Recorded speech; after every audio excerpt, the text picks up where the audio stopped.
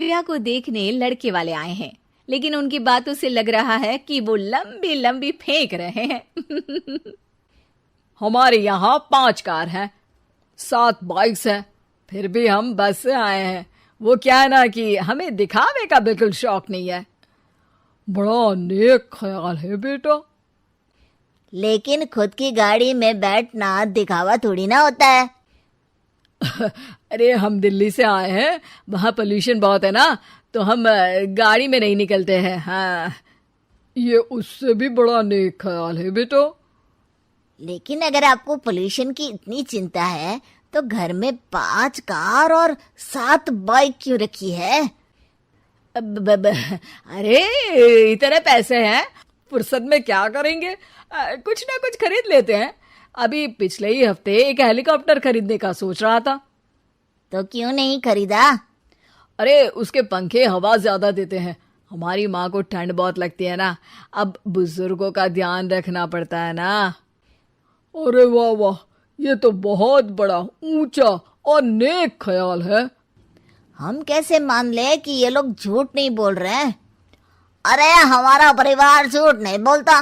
दिल्ली शहर में किसी से भी पूछ लीजिएगा, हमारे बेटे का बड़े लोगों में उठना बैठना है। हाँ। अरे छोटो चुप रह, इतने बड़े लोग हैं, झूठ क्यों बोलेंगे?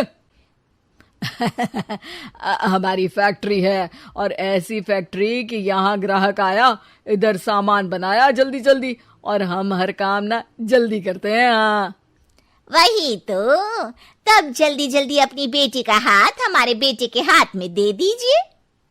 दिव्या के पिताजी दिव्या के भाई छोटू की एक भी बात न मानते हुए दिव्या की शादी दिल्ली के इस फेंकू परिवार में करवा देते हैं। जब दिव्या ससुराल पहुंचती है तब आपकी कार्स और बाइक्स कहाँ है? मुझे बाहर जाना था किसी काम से। कार और बाइक्स? कौन सी कार और बाइक्स? अरे जब आप मुझे देखने आए थे तो कहा था ना कि आपके यहाँ 5 कार्स हैं और 7 बाइक्स हैं। हाँ हाँ, उस दिन थी, आज नहीं है। है? आज कहाँ गई? अरे जिनकी थी वो ले गए। मतलब वो आपकी नहीं थी? आपने तो कहा था हमारे घर पर है। हाँ घर पर थी, बाबूजी का एक पार्ट टाइम काम है, कार और बाइक धोने का।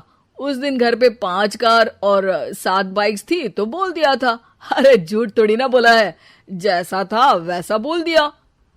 और वो हेलीकॉप्टर खरीदने वाली बात, वो झूठ थी क्या? अरे बिल्कुल नहीं, शहर में एक नई कंपनी आई है पंखे की, जिसके पंखे बड़े हैं, कंपनी का नाम हेलीकॉप्टर रखा है। जब लेने गए तो हवा बहुत तेज फेंक रहा था, तो माँ ने बोला ठंडी लगेगी बेटा। वैसे भी दिल्ली में ठंड ज्यादा होती है ना। झूठ कहाँ बोला मैंने, जैसा था वैसा बोल दिया। हे भगवान, और वो फैक्ट्री वाली बात, इधर ग्राहक आया उधर सामान तैयार। अरे वो भी तो बिल्कुल सही है, मेरा ना पानी पूरी का ठेला है, इधर ग्राहक आता है उधर पानी पूरी बना देता हूँ। अरे झूठ कहाँ बोला, जैसा था वैसा बोल दिया। हे राम, मेरे तो कर्म फूट गए। आपने तो कहा था कि आप लोगों का बड़े लोगों में उठना बैठना है। अरे है तो, पहले मैं बहुत बड़े लोगों के यहाँ नौकर था, जब भी कोई गलती करता तो वो मुझसे उठक बैठक लगवा देते।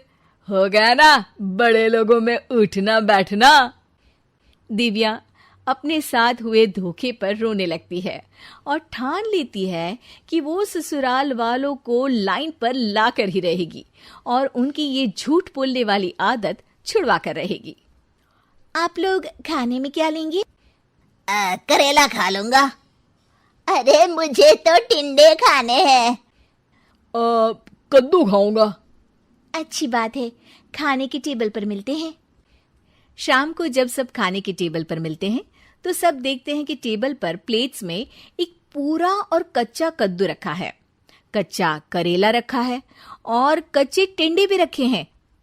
बहू, ये सब क्या है? ससुर जी के लिए करेले, आपके लिए टिंडे और श्रवण जी के लिए कद्दू। अरे वो तो दिख रहा है, लेकिन ये पकाया क्यों नहीं है? आप लोगों ने पकाने को तो नहीं कहा था, बस मैंने पूछा था क्या खाएंगे, तो आपने ये कहा था कि करेले, टिंडे और कद्दू खाने वाले हैं। ये क्या मजाक है दिव्या, तुम झूठ बोल रही हो। अरे मजाक कहाँ है, आपने कहा कद्दू खाएंगे तो खाइए, ऐसी थोड़ी ना कहा था कि पका हुआ खाएंगे। और वो आप क्या कहते हैं, जैसा था